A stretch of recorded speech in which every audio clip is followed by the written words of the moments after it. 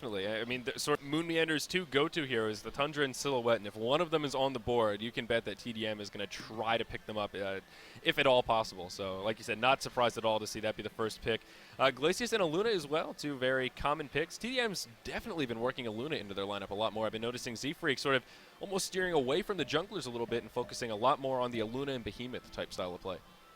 Yeah, the interesting thing about Aluna is that you can play as a support hero, and if you enjoy a lot of early game success, you can actually kind of evolve into more of a caster, semi-carry, get a little bit of farm, help your team out with a Hellflower or something of that nature. So Z-Freak definitely plays an incredible Luna, hit some seriously nice snipes. I remember one from the qualifier tournament, actually, when he hit one pretty much across the map, and people on the stream were pretty much freaking out over it. So. Yeah, he's done that a time or two, and Luna's always one of those heroes that can set up for those really big climactic team fights. Right at the end, like you said, the cross-map snipes are always a pleasure to see. So, looks like a solid draft for TDM though so far. They have a lot of options left. One of the great things about picking up your supports first. But wow, talk about an interesting pick. We see Tralfador there, a random Arachna. So you have to wonder I mean, is this going to be a remake here? Was there a disconnect? Or did they just, go for it and roll the dice here? I don't know what to make of this. I think they ran out of time, but there you go. There you have it. Yep, there it is. Okay, so what happens here? Is this a remake? Are we not? I don't know what to make of this. So they will be substituting in the Chronos for the Arachna pick. And that means Chronos is off the board, Arachna's on the board, and they will probably rehost with an all pick. And by probably, I mean they will. Yeah, they will. By now, yes. So that's where it is. Of course, a remake coming up after this. So interesting. So still, even Chronos, less the Arachna, Chronos still sort of an interesting pick, especially since they have that kind of valuable 10th pick, which you can use for a wild card.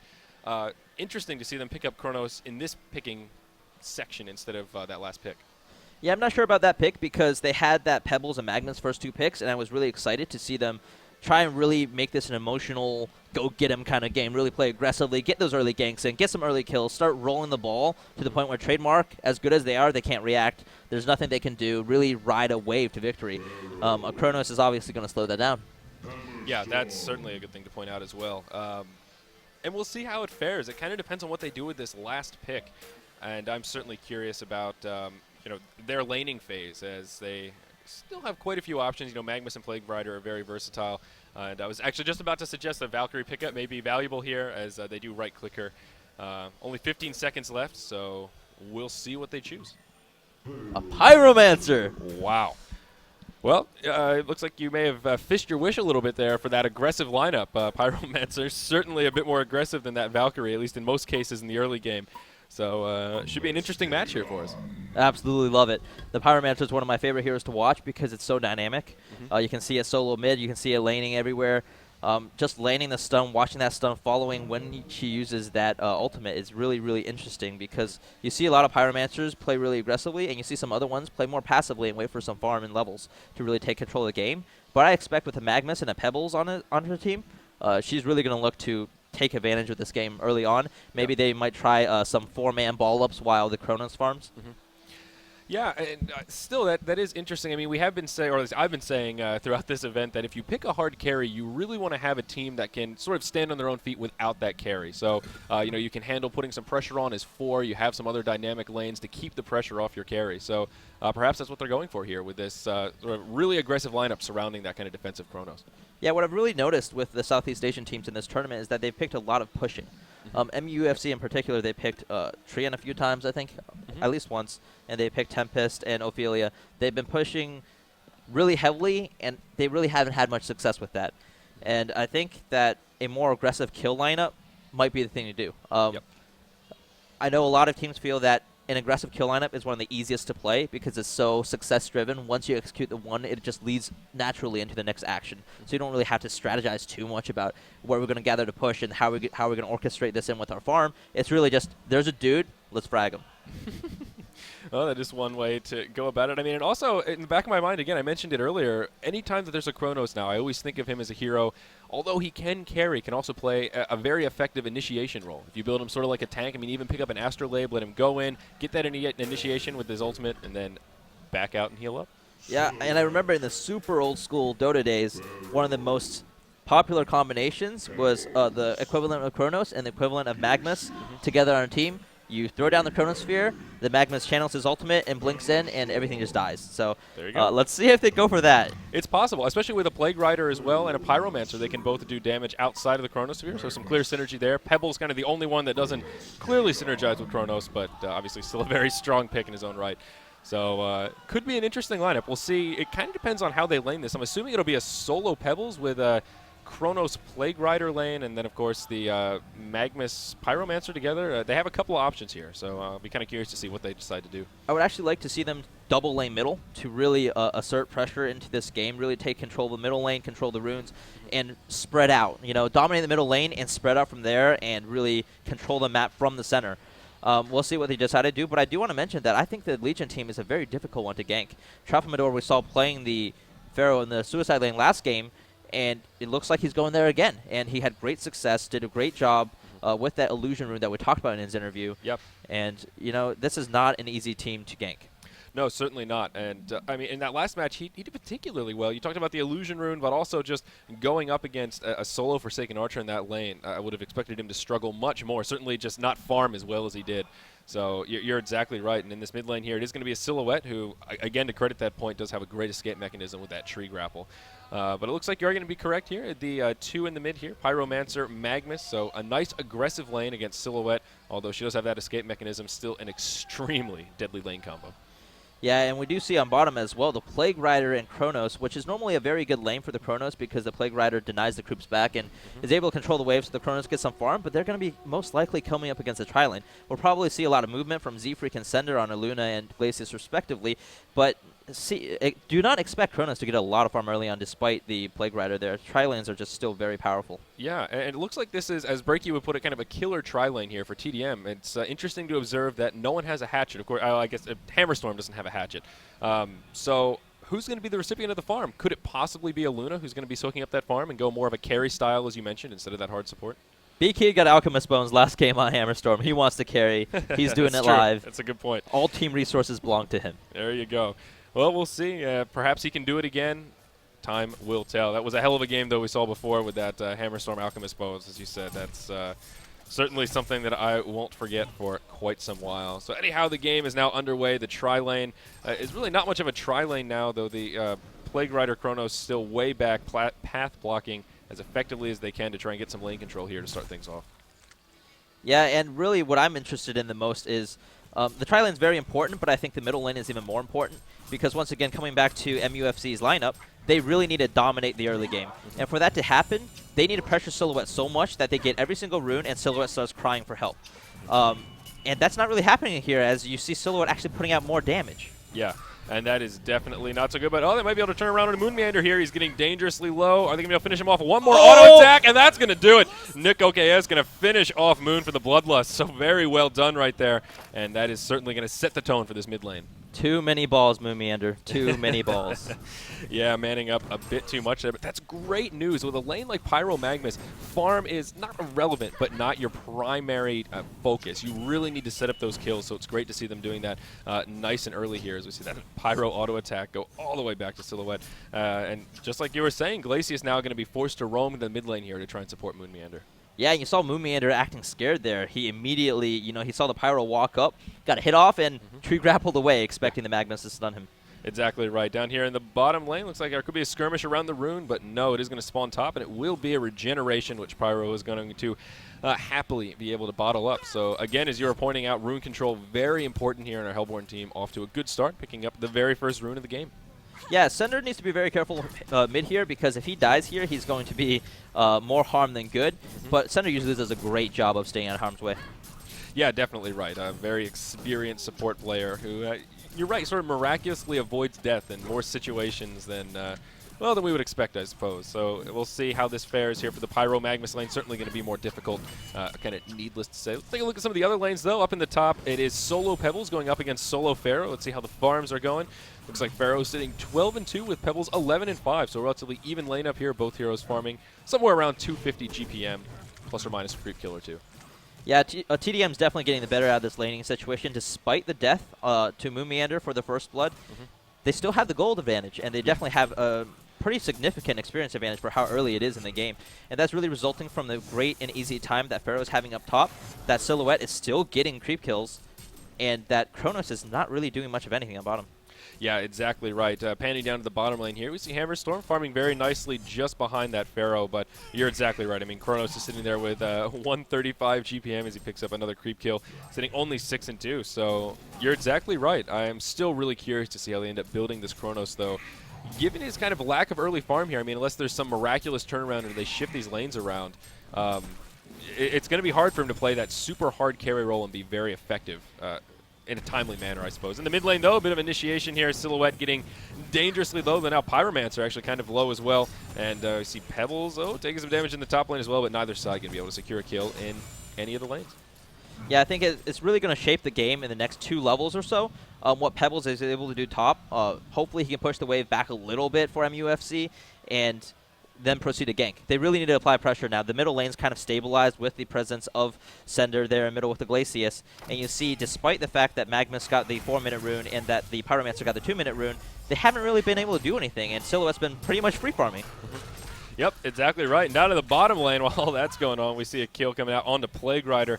The Aluna Hammerstorm combo just a little bit too much for him to handle.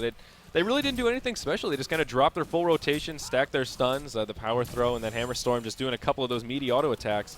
And that was all she wrote for Plague Rider. Yeah, and that's bad news, Bears, because that bottom lane is now lost. I would actually like to see the Plague Rider try to do something ganking top or mid now, because he's going to go back to bottom and pretty much just be dead weight. Yeah, and that's certainly a valid point to make, sitting only level 2. If they catch him again like that, which is not hard to do for a Hammerstorm with that targeted stun, it's pretty much going to be a free kill every time unless they don't have enough mana to do their full rotation. So I think you're exactly right about that. And we'll see what Plague Rider does. He has returned down to the bottom lane now. He's going to hang around at least for a few more moments, and we'll see when he starts moving around the map. Yeah, as a Plague Rider, as the support for a Kronos, if you're forced to stay about 600 or 800 range behind your Kronos, things are not going very well. Yeah. And that's what he's forced to do right now. Yeah, as you can see, he's well behind the tower, really just denying. That's all he's doing here, trying to give Kronos as much room or lane control as possible, pardon me. And doing a fairly effective job at that, I suppose. But yeah, you're right, it's not looking good. As you said, this bottom lane is now lost for the Hellborn side. And even this mid lane now, this is sort of what I was talking about, where when you have a Pyromancer Magnus lane, you really need to pick up those kills early on. That's what this lane is all about. And they did get the Bloodlust, which is great. And as I say that, they engage on Descender, though I'm not sure they're going to have enough DPS to finish him off. They're going to turn around on a Magnus. Sender will fall in the end to make it a 1-for-1 exchange. Glacius for Magnus. Oh, but the action's not over quite yet. Is Select going to man up on the Pyromancer here. Not going to connect to that Death Lotus, and Pyro going to sip up the bottle. Head towards the bottom. Is he going to guess right? No, indeed not. The rune is going to spawn top, and it is an invisibility. Yeah, and at the same time, Pebbles and Pharaoh had a near-fatal confrontation for the both of them. They were both down in 1 or 2 hits each. So there's definitely a lot of action hitting around the map. But unfortunately for MUFC, it is not really in their favor. They came out pretty even over there. So what I would actually like to see now is Magnus to roam. You know, they're not really going to kill the Silhouette now with the Glacius babysitting him. Right. Pharaoh probably could have died once already, given the ward coverage for Legion being as weak as it is in the top portion of the river. Between the Pebbles and the Magnus, they probably could have killed the Pharaoh with a well-timed gank. So you got to wonder now what MUFC's next move is, because they're not dominating lanes as they would have liked to. They're not really far behind as far as goal and experience, but when it comes to late game and when it comes to 25 minutes into the game, you've got to give the edge to TDM's lineup. Yeah, certainly. And just looking at the carries, Silhouette is going to peak way before Chronos. So you look at these heroes, and it might be sort of natural to look at Chronos and be, well, they have that hard carry. They just need to drag the game out. That's true, but Silhouette is just going to take off much more quickly than Chronos, especially since he's farming slightly better, at least more consistently than Chronos has been. So that's definitely a good sign for TDM. And also that level difference. You know, Silhouette a hero that benefits from those levels quite a bit. Yeah, and rather than abandoning the bottom lane, the Magnus now is actually going to move this time, but to the bottom lane here. Yeah, kind of an interesting play. I mean, what do you think about this? Is this sort of a mistake? I mean, you were talking about roaming up to the top, but looks like Magnus is going to hang around for a second and head back to the mid. So, I mean, a little bit of indecision, I suppose, here from our Hellborn side. Unfortunately for him, the Aluna, Z-Freak always does a great job of stacking and pulling, and he had just done that. There was no way they were going to get a gank off because the wave was pulled all the way to their tower. Z-Freak had gotten a nice chunk of golden experience from the ordeal as well. So it's kind of a situation where wrong place, wrong time. Yep, definitely right, and that's going to hurt. I mean, Magma's still sitting on red boots. It does take him a while to roam about the map. So he's just going to quietly camp down here at the bottom rune, and he's going to fish his wish, as it is a double damage, and he's going to keep it safe and sound for Pyromancer to come down here and bottle it up. So rune control has been consistently going to the Hellborn side. I think they've picked up every single rune thus far. Yeah, unfortunately, they really haven't been able to turn them into anything. They got the first 2 runes as a result of getting the Bloodlust in middle, but they really haven't, when they got the runes, they weren't able to turn it into something, and that's both a credit to TDM and, kind of a fault to MUFC. They could force something, and now they really, really well might, because you got a Pyromancer with almost full mana, full health, and you've got middle action potentially with the invisibility on the Magmas here. Yeah, an invisible Magmas and plus a level 6 Pyromancer. So that changes the state of this game a little bit, as you were mentioning. Right around this time is when things should start shifting at least a little bit for MUFC. They should be able to take advantage of this. We're going to see Moonmeander. I think he's a little bit wise to something afoot here. Of course, he knew that there was an invisibility in Pyromancer's bottle, knows he didn't use it, and he can now see that there's a double damage in that bottle. So something happened to that invisibility. Either Pyromancer burned it, or this Magmas that's mysteriously missing, it has it. And of course, Magmas going to dive the tower. A very bold choice from Bon. And I'm not sure what he was thinking there. A very easy kill for our Legion team. Pyromancer's going to eat the double damage and do a bit of damage here as he throws an auto attack at Glacius. But now he's caught in sort of an awkward position as Moonmeander heads for the hills. And Glacius needs to be very careful here, though. After an ult and 1 or 2 auto attacks, Sender is going to be in a bit of a sticky wicket, though. He's going to hug the tower. I don't know. What do you make of that Magmas dive? That was actually a brilliant play. Unfortunately, it was not communicated properly to his teammate.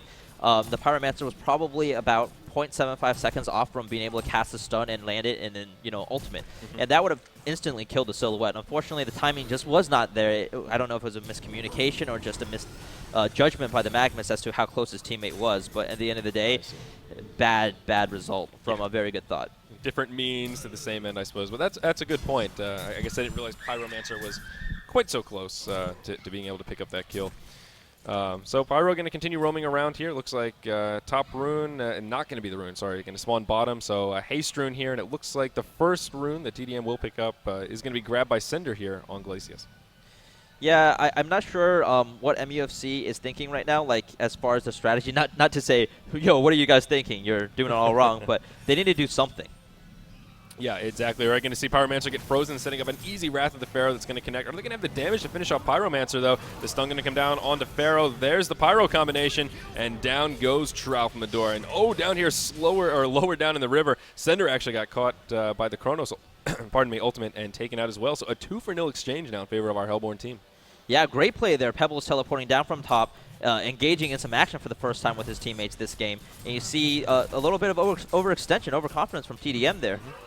Yeah, totally leveling out this game now, and actually, for the first time in some while, our Hellborn side picking up a bit of an advantage. MUFC, not a huge advantage, but at least leveling it out, preventing themselves from digging a hole that they're not going to be able to climb out of. So this is definitely a step in the right direction, at least. We are going to see Silhouette in the jungle just farming away, so some lane fluctuation going on here. As we see in the bottom lane, Plague Rider getting dropped like he's hot. Not much he can do against that Aluna Hammerstorm combo.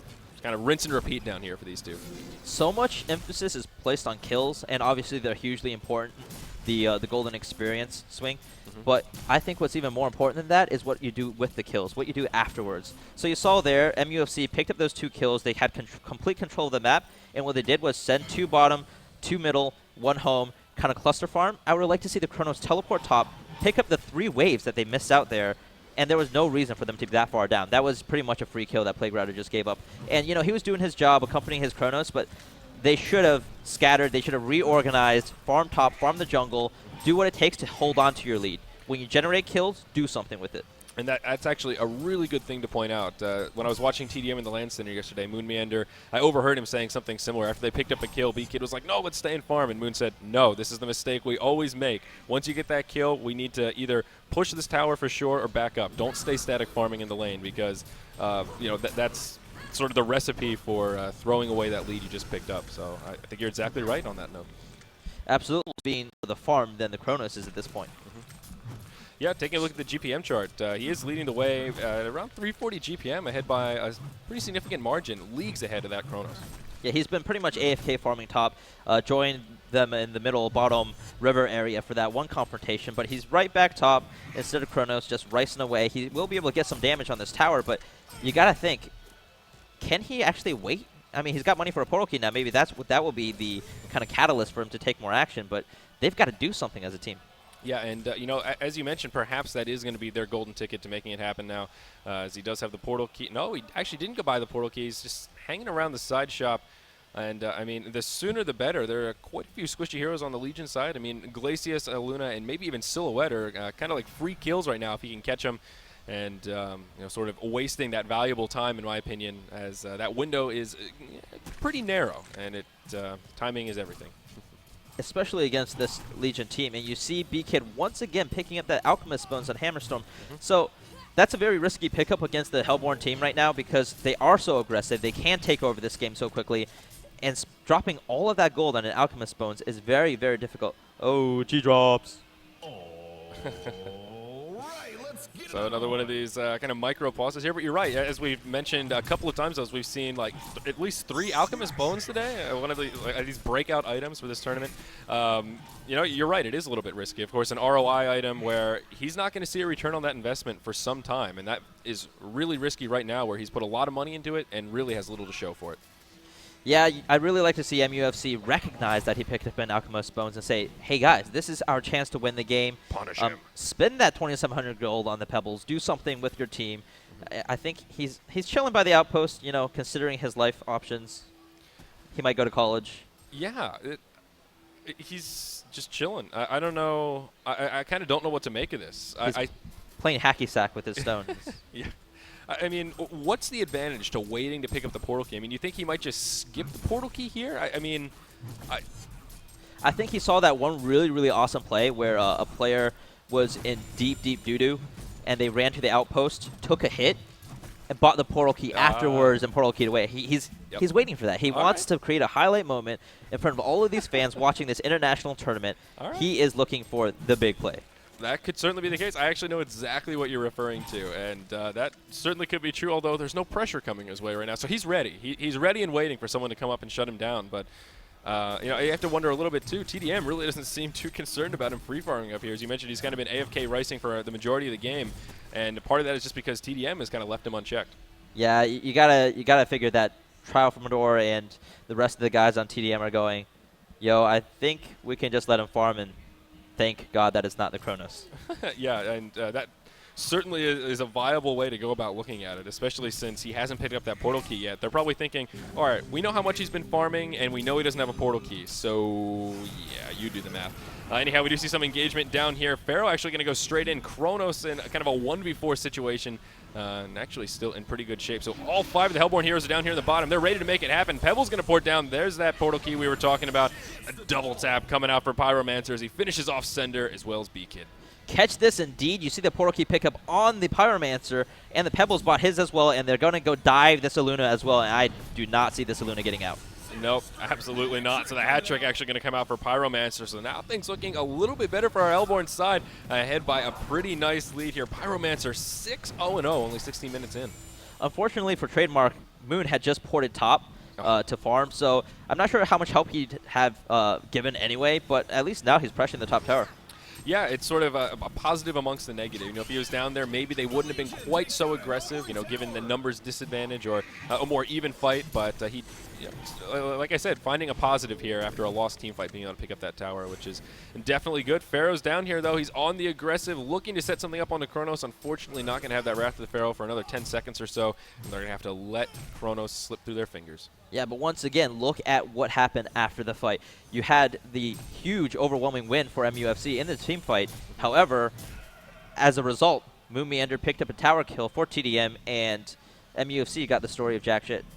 Yeah, I mean, you're right. They kind of just hung around the lane, killed a couple creeps, and, went back to their own tower. I mean, you're right. They really didn't capitalize a hell of a lot. So one of the other things that's jumping out, Pyromancer picking up all these early kills, and of course that early farm. Pyro's actually getting picked off here. Pharaoh jumped on him, and with the Aluna's assistance and now Silhouette, they will net the kill on that Pyromancer, ending his onslaught streak. So, wow. Yeah, nice gold pick me up there for Tropador. Absolutely. So I was just going to say, what do you make of the Pyromancer with that early farm? Is he a hero that can take off and kind of snowball and carry this game? Or, is this one of these situations where, all right, he's shutting them down and that's just opening a window, buying more time for Kronos and Pebbles to farm up? I think at this point in the game, Pebbles and Pyromancer need to say, yo, we homies. And pretty much roam around the map together looking for opportunities to take this game over. If they don't use their portal keys right now, I think that this is just going to start tilting more and more in TDM's favor. Yep. You see the Alchemist Bones being used over and over again by B-Kid. We saw how much damage the Hammerstorm can put out if given the farm. And, you know, they're really racing against the clock here against the Silhouette and an Alchemist Bones Hammerstorm. Yeah, that's certainly a good thing to point out. You know, I've been comparing the Chronos to Silhouette, but we can't forget about Hammerstorm. In my mind, I don't think of him as a carry, but as we've seen, he certainly can be. And as we've said a few times already, the Alchemist Bones certainly indicate that given enough time, B-Kid will get hella farmed in this match.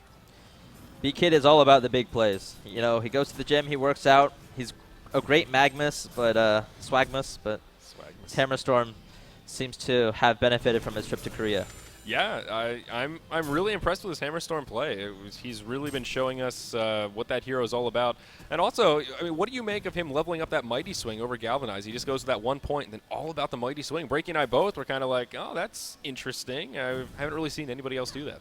What's really awesome about Galvanize is a great 1-point wonder. So if you're going to go carry Hammerstorm, it makes sense. You would value that Mighty Swing over the stats, and the additional points of Galvanize really don't do that much for you. Yeah, I guess that's true. More of a support Hammerstorm than Galvanize looks a little more appealing, so I guess it does make some sense. Still just a little shocking to see earlier today. It's as I said before, it's really great to see these teams experimenting a little bit, you know, trying stuff that's a little bit different, and as a result, we're seeing a lot of variation in these hero builds that, you know, for a while almost you would consider sort of static. Yeah, and we've seen some interesting heroes. We've seen an Empath Predator combination today to great effect. We've seen some decent amount of Flux play, which has been awesome. Yeah, and that was the big surprise to me. I had no idea teams were playing around with Flux as much as they were.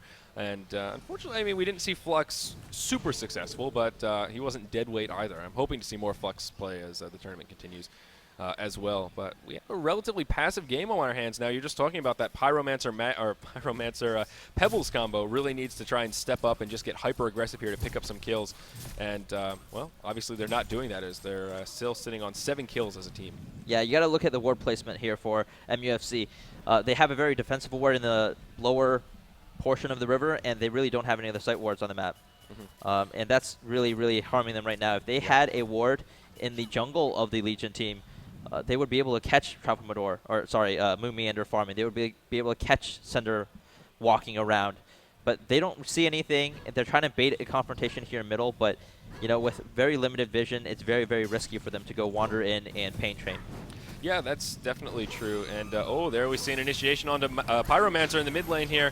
And he is going to be able to turn this around onto Sender as Pebbles ports in. And it looks like Pyromancer is ultimately going to fall to the hands of Tralfamador. Now Pebbles may be in a little bit of trouble. Silhouette doing a hell of a lot of damage. In comes Magmus with that Lava Surge, though. And they almost turn it around on Silhouette. Oh, and they finally get the kill. I thought he swapped out at the end, but I suppose not. Yeah, they were definitely baiting there in the middle between Pyro and Pebbles. They kind of bit off a tiny bit more than they were expecting, but they did a great job of supporting that with Plague Rider and Magmus and ended up taking out Silhouette. It's a huge kill. Moon Meander might have gotten a little bit too cocky, but once again, look at the result. You see TDM pressuring the bottom tower. That thing is most likely going to go down. They use the glyph, so it might survive, but it's going to get to the point where it's at least going to be deniable. Half goal is better than none at this point. Yeah, certainly right. And time and time again, it seems, in this game, that's been the outcome where we see a successful fight for our Hellborn side, but TDM counters it very effectively. We see in the bottom lane another exchange. B-Kid takes out Bond, but in exchange, Kiddo is able to take out Z-Freak. The engage continues, though. Pyromancer facing off against Hammerstorm, pardon me, but at what cost right here? Pyromancer is going to fall. Tralfamador is going to become an Ultimate Warrior now, sitting with a double tap. Trademark will absolutely take that because now they will take bottom tower. Fortunately, Kronos did take down the tower top, did not get denied by the Silhouette, so great play there. He's got his Rune Cleaver, and he will be looking to really amplify his farm now. Oh, certainly right, and there could come a point where Kronos really takes off and starts to carry this game, but I still think we're a pretty far ways off that, and they're going to have to survive this Silhouette picking up that Null Stone and then picking up a Portal Key before this Kronos even really thinks about taking off. Yeah, but on the bright side, they're not really picking bad confrontations. I mean, that's true. They lost a tower, but they got some hero kills. They bought time for Kronos to take a tower. The Kronos has his Rune Cleaver, which really, you know, is the ramp for the rest of the game. So they still are very much in this game. It's a very even game. I would still say that I really favor TDM so long as the wards for MUFC stay on their own side of the map. They do have one a little bit aggressive near the Ancients of Trademark, but they really need to get all the way into the jungle right now. You see Center farming right there? He should be dead right now. Yeah, you're exactly right. And you would think that the wards would just be a little more aggressive given their portal keys. I mean, having Pyromancer and Pebbles with portal keys, that's like the most aggressive thing I can think of at this stage in the game. I mean, Pebbles alone could benefit from those wards, let alone him with Pyromancer. So I certainly agree with you, and it does make me scratch my head a little bit and think, all right, I mean, hopefully you guys have a trick up your sleeve with this Pyro-Pebbles combo. You know, seeing them farm in the jungle is just a little mind-boggling. Yeah, especially given that they have the bottom rune spot, Ward of Revelation, so that they know Trademark does not have a Ward of Sight close enough such that if they catch someone farming that one camp that Center was just farming, you see the ward that TDM has, that would not spot someone quick enough such that if it was a Pebbles, he could walk up, he'll walk in his sight, but by the time that Center could react, he would be portal keyed on. Right. So it's kind of a situation where they know they can play a bit more aggressively because they have that counter ward, but they're not doing so. Yeah, and it just makes me a little nervous here. And, of course, the next item choice is going to be very important. It looks like they're both gearing up towards a Shrunken Head as Mighty Blades are in each of their inventories, which is sort of an interesting choice as well. I mean, our Legion team certainly does have a lot of magic damage and some disable, but Silhouette, I think, is going to be that huge damage dealer. I mean, what do you think about those item choices? Silhouette's picked up the Nullstone, which has really become the norm for that hero. She's not really going to be putting out massive amounts of damage for the probably next 7 minutes. However, you do see Hammerstorm picking up that Shrunken Head, which pretty much gives them free reign on everything except for the Chronos ultimate. So he's probably going to look for the Chronos to pop his ultimate, then come in. I wouldn't really say bait his team, but really look for the opportunity to pop Shrunken Head, pop his ultimate, and start whacking away. Yeah, and of course physical damage there as well. So I mean, a Shrunken Head is never a bad thing. It's just one of those situations where is it really the best choice? I mean, can you legitimize that over perhaps a more aggressive Hellflower pickup in this kind of a situation? Against a team like Magmus, Plague Rider, Pebbles, and Pyromancer, absolutely. I really, really like the Shrunken Head pickup, especially because you see him. He's staying away from his team. He's saying, if you're going to Chrono Assault my team. Yeah, exactly right. We just some engagement here, and the Plague Rider ultimate going to come out, and TDM starting off very, very good in this fight, picking up 2 easy kills there. And it looks like they are going to chase down Kronos a little bit. Magmus actually going to Lava Surge in. Could be in a little bit of trouble. The Glacial Downpour going to come out, and he's going to fall. So a 3-for-0 exchange. Pebbles and Kronos, the 2 lone survivors. Yeah, unfortunately, it seemed like they were kind of caught in hesitation land there. They wanted to defend the tower. They didn't want the tower to die, but they didn't really want to commit at the same time. It ended up being 2 heroes being picked, and then it would kind of turn into chain feed. The Kronos ran in for no good reason after his teammates were already dead. There was no way they were going to be able to kill the TDM members, and then Magmus followed him in and fed while Kronos ran away. Yeah, and that could be the momentum swing that TDM was looking for. Interestingly enough, Silhouette going for the Shield Breaker instead of the Portal Key, which it seems most of the time Moon Meander opts for Portal Key right after that Nullstone. What do you think about the Shield Breaker? I really like the Shield Breaker pickup. It synergizes really well with the B-Kid Hammerstorm, and they have plenty of initiation already, especially because Tralfamador is hitting some incredible Wrath of the Pharaohs. Yeah. He's really, really setting the tone for this game. He is the initiator of this game. And, you know, when you have someone like that, you don't need a Portal Key with Silhouette. You don't need the initiation factor. He'll get them stunned, he'll get them trapped, and you can just kind of right-click to victory. Yeah, and that's certainly a valid point, and I think you're right, especially that synergizing with Hammerstorm. And earlier when I was asking about Shrunken Head, I meant on Pebbles and Pyromancer. That's what I was getting. So that was my curiosity. You see some engagement down here in the bottom lane, though, as Pyromancer gets taken out. Again, Tralfamador with that Wrath of the Pharaoh. He's going to get caught in this Chronosphere, and I don't think he's going to be able to survive to tell the tale of this one. Indeed not, as he gets taken out by Pebbles, who picks up a nice 475 gold bounty. Moon Meander kind of walked halfway there going, no, sorry, dude. you're dead. Yeah. So, yeah, I mean, Shrunken Head on Pebbles first. What do you think about that? Or, well, first after the Portal Key. Not a fan. Pebbles is unfortunately one of those heroes that's very, very front-loaded as far as damage goes. I think everyone can recognize that. The Shrunken Head buying you an extra 10 seconds is really only going to buy you, at most, 1 more cast of Chuck. It might help him survive a fight or 2, but at this moment, it's not going to help them win any engagements. It might, you know, if they win an engagement, it might mean he survives instead of dying in it. If they lose an engagement, it might mean he survives instead of dying in it, but it's not going to swing the team fight around, and that's what they need right now. Yeah, and I would tend to agree. That makes me, I just think pure aggression with these heroes is the key, and that's why I was thinking, maybe just a pretty quick Hellflower might have been the way to go. Either him or Pyromancer, or even both. We did see in the top lane, both Sender and B-Kid set up a kill on the Bond, and looks like B-Kid has picked up a shiny new portal key that he was showing off to good old Magmus. Yeah, I think HoN is very similar to pretty much any sport or any other game out there. You always look for your win condition. You always look for your match winner. In this game, for the Hellborn team, their match winners and their winning conditions were early dominance through their Plague Rider, Magmus, Pebbles, and Pyromancer. They didn't get there. So now what they really need to do is let Kronos farm, and he might be in some trouble now from a gang top, and then have the rest of the team really lock down the enemy player so that the Kronos is A, not in danger, and B, killing people. Yeah, and like you said, Kronos going to be in big trouble. Beautifully staggered stuns. He couldn't even time leap away. Again, that Wrath of the Pharaoh spot on from good old Tralfamador. So Kronos going to get dropped before he can do absolutely anything. And now we have a 5v4 situation, which is going to get engaged. Silhouette going to be the one to get engaged on by Pebbles here. And we'll see how this fight ends up. Hammerstorm now with that Shrunken Head on. Does have that ultimate coming up, but does not have the mana for it. So we'll see what happens here. Pyromancer going to use that ultimate to take out Z-Freak. Moonmeander does finish off Plague Rider, and of course we see Bond getting taken out again here. So a very, very convincing fight for TDM, a 1-for-3 exchange. Yeah, what's really unfortunate about that engagement is that they did it 4-on-5. They knew Kronos was dead already. He did not buy back. Really, the Legion team didn't really expend any health in the exchange. They used one ultimate from Pharaoh. So I gotta guess that that engagement was more one out of frustration. They wanted to make something happen. They tried to force something, and it obviously didn't work out. Yeah. TDM was just like, okay, we'll fight this.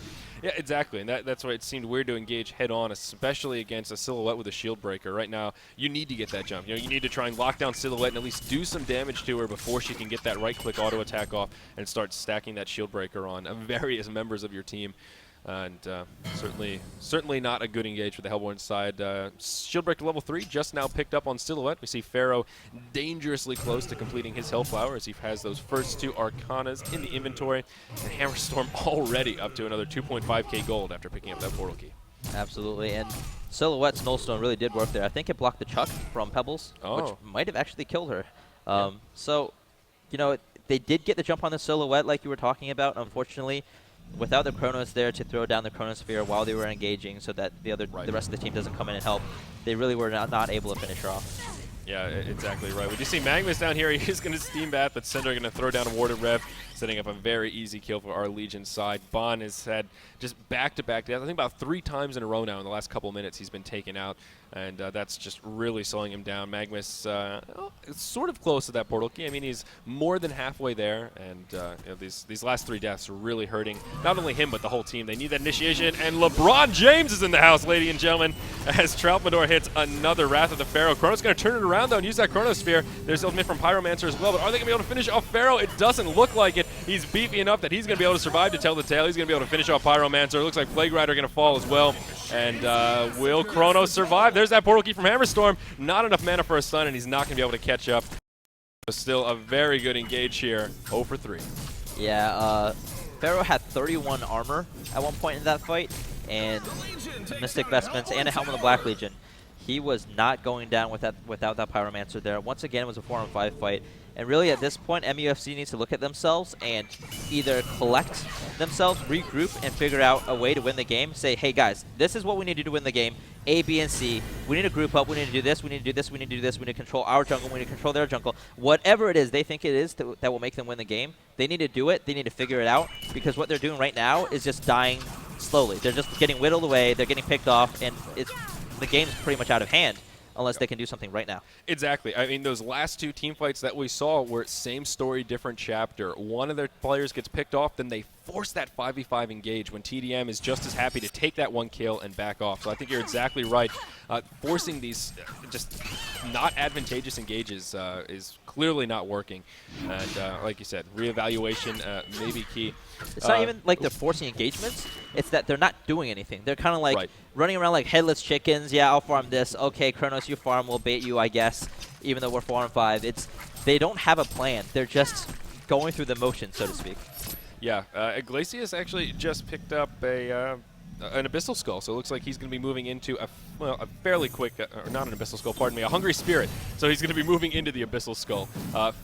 32 minutes in, I guess it's not so early, but we did see that last game where they did run this carry Hammerstorm, and oh no, that was the Predator game. I'm getting my games, they're all running together, Diva. But regardless, he is going to pick up that Abyssal Skull, which will synergize very, very nicely with the rest of his team.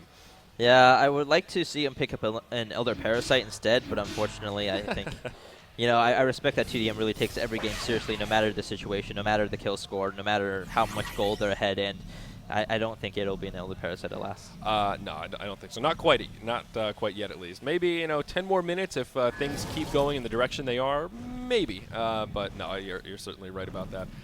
Interesting as well, Sender actually going for the Ghost Marchers on Glacius. I know there's sort of two different debates about Ghost Marchers versus Steam Boots, and it seems recently Sender's sort of been erring on the side of Ghost Marchers on supports. Yeah, speed is good. He's too fast, too furious, really, to catch most of the time, and that serves him well. Yeah. Yeah, definitely true. One of those things, not too out of the ordinary, but just interesting to point out sort of the different preference in play style there. It also adds 24 damage, so when he gets his Elder Parasite, it synergizes very well. Yeah, yeah, that's certainly true. It's a good thing to point out as well. But TDM looks like they might be getting a little bit restless here as they're going to group up and may try and pressure this Hellborn team a bit. Of course, Kongor is still up, yet to be attempted in this game, and may become kind of a focal point as things continue. Yeah, I think it's getting into a rut row situation for the Hellborn team. They don't really feel like they're strong enough to engage because, well, frankly, they're not. And at the same time, there's the threat of Kongor. You see the Legion team pushing in middle and bottom, really trying to set up this Kongor attempt. And as MUFC continues to try to push out, they've got to feel a little bit helpless because TDM has the roam of the map right now. They can try to push up for Kongor. They can eat MUFC's jungle. They really can pretty much do whatever the hell they want. Mm-hmm. Yeah, and I think that sort of shows. It looks like MUFC is sort of running scared. Anytime there's remotely any aggression coming their way at this point, they're backing up a little bit, even sort of sacrificing their Ancients here, which is always a sign, well, not always, generally a sign that, if you can't even clear your own Ancients, your team is not in good shape. Yeah, I think really there's only one item in the game that can win MUFC the game right now. Doombringer. And that is a Doombringer. Pulled onto him by a teammate while he buys an Elder Parasite. As weird as it sounds, that probably is one of the more viable ways for him to turn this around and actually getting taken out. My apologies, ladies and gentlemen, for missing that. LeBron James was in the house again. Yeah, LeBron James nailing those threes. Dunking threes, what am I talking about? But yeah, another kill onto Kronos, further slowing him down now. He does have that shrunken head, however. Again, what do you think about that? The problem was that Tralfamador, LeBron James to him immediately put on the Hellflower debuff before the stun wore off, so there was really nothing he could do. As soon as he got initiated on there, he was kind of dead in the water, and then Moon Meander joined the party as well with that portal key that you talked about earlier. Yeah, and that's certainly not a surprise to see that. Again, LeBron hitting a three. LBJ? Whoa, a serial killer streak coming out for Tralfamador. I mean, he is on point with this Pharaoh today. He's just been really executing everything. The laning phase, the roaming, not just this game. We saw him play a Pharaoh earlier. And I don't know if Tralfamador has been practicing Pharaoh or if he read a guide. I mean, he's not a player that I normally think of, yeah, he's a great Pharaoh player, but he really is doing well. What's amazing about Tralfamador is I truly believe he's one of the best players in the world because he can play anything. He's got incredibly great core mechanics, great map awareness, extremely good micro. We've seen that with Tremble. We've seen that with his illusions. We've seen that with all manners of play from him. He plays with extremely high APM, and it's mostly useful APM. It's not like I'm going to spam click so I have 500 APM and I look really cool. Right. Yeah, that's definitely true. You make a great point. I've heard some people say, yeah, Tralfamador is one of the best carry players in the world. It's like, all right, well, apparently he's one of the better Pharaoh players in the world as well, and two very, very different play styles. So I think you might be onto something there. I actually identify him more with Suicide Lane Initiators. I think he plays a great Bubbles. That's one of my favorite player-hero combinations, as Phil and Breaky always like to use that phrase. But he does a great job on Bubbles. He's doing a great job on Pharaoh. He can play hard carry, but I really think he's best utilized in kind of a Maverick position here. Yeah, well, and I think his success on Pharaoh definitely speaks to that. I mean, just look at his inventory. He is pretty tricked out right here. He has everything a Pharaoh could ever want: barbed armor, Hellflower, plated greaves, as well as that Shaman's headdress, which may eventually even just turn into one of those fancy barrier idols. Except for a Doombringer. That is the one thing that he is missing. That is the one thing this tournament is missing. I made a bet with Era that if he buys a Doombringer in the finals, of course, they got to get to the finals, and that looks a bit precarious at the moment. But, you know, the first person to buy a Doombringer in this tournament has my love. And here again, we're going to see Kronos rinse and repeat, going to get taken down.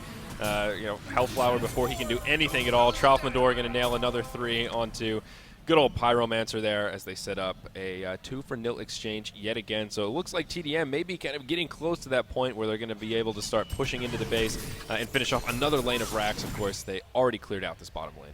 Yeah, when I talked earlier about getting their shit together, grouping up, regrouping, identifying what they needed to do, they didn't do that. They continued to kind of run around like headless chickens. Kronos got picked up twice at the same spot at the Ancients. This game has really been whittled away rather quickly for them. Yeah, you're exactly right. At this point, I don't know that they're going to be able to bring it back. Just looking at the GPM chart, it's too big a disparity, and there you go. The vote to concede is passed, and we are going to see TDM take this game. So now TDM is in an absolutely fantastic position here in this group phase. Yeah, sitting at 3-0, they are actually the group leaders now, I think. Unless there are some results that we're not aware of, they would move ahead of Black Fade, who are 3-1. They're sitting very pretty, especially having beaten Black Fade. Yeah, and that's exactly right. You know, taking out Black Fade is huge. They're one of the best teams looking right now. Yeah, Black Fade sitting 3-1, TT eSports 2-0, and Trademark eSports now 3-0. Of course, 2-0 before going into this game. So you're exactly right. And wow, good news for TDM. Unfortunately for MUFC, though, now going to be 0-3, and that is going to be very difficult to turn back. Yeah, I think that MUFC has really put in a spirited day. They're dealing with jet lag just like TT eSports, just like MUFC, and to an extent Trademark as well. You've got to really feel for them as far as that goes, but at the same time, this is a cutthroat competition. Yeah. It's best of one. You're playing against the best teams in the world. Trademark represents North America with so much pride, with so much skill. You cannot let down against them, and I really think MUFC had a very good beginning. They got Bloodlust. They were not aggressive with it enough as far as roaming from middle lane. Like I said, you put 2 people mid, you control the runes, but it's got to flow out from there. Mm-hmm. They stayed in middle lane. They got kind of contained and kind of neutralized by the Glacius middle. Great play from Sender, but they've got to do more than that with that advantage. Yeah, you know, like you said, they picked up so many runes, but what happened? They didn't really execute. I mean, yes, there weren't too many hasters. There were a couple double damages. There were a couple invisibilities. They definitely could have been a little bit more proactive with those runes, at least going top, like you said. With a Pebbles up there, there's a lot of kill potential. Even though it's a Pharaoh, support your Pebbles. Set up those kills. Like even that kill in the middle that you were talking about with Magnus, who had the invisibility. Pyro was just out of range. It was just plain sloppy. They had the right idea. They want to be aggressive with these heroes that they have. They just could not execute. They couldn't get their stuff together. I don't know if it's a lack of leadership, a lack of practice, inexperience playing this caliber of team. The jet lag.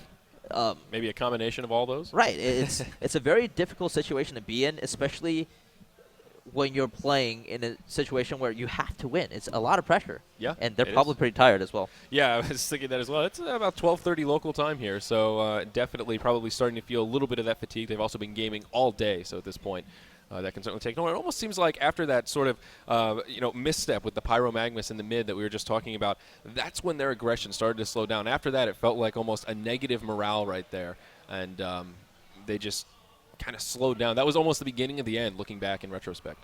I agree. But at the same time, I don't expect MUFC to go away. I really think that they're a prideful team. They've got a matchup with GA in a couple hours against another Garena team, this one from the CIS.